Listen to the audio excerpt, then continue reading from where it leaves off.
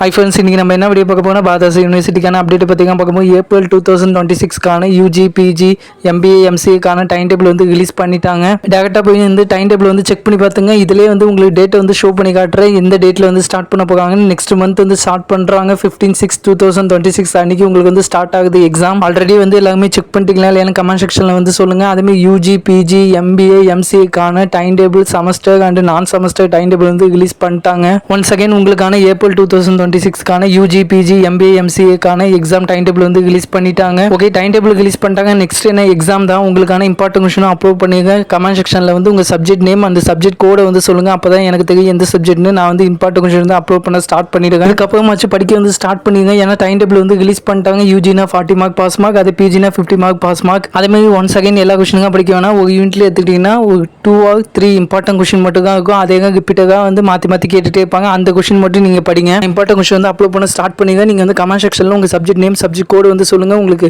Comment section open ஆகலைன்னா subscribe பண்ணிங்கன்னா comment section வந்து ஓப்பன் ஆகும். வேறு ஏதாவது டவுட் இருந்துச்சுன்னா கண்டிப்பாக அந்த கமெண்ட் செக்ஷனில் கேளுங்க. இது இம்பார்ட்டன்ட் அப்டேட்டில் நம்ம சேனல் வந்து நீங்கள் சப்ஸ்கிரைப் பண்ணி வச்சுக்கோங்க. ஓகே, பாய். நெக்ஸ்ட் வீடியோவில் பார்க்கலாம்.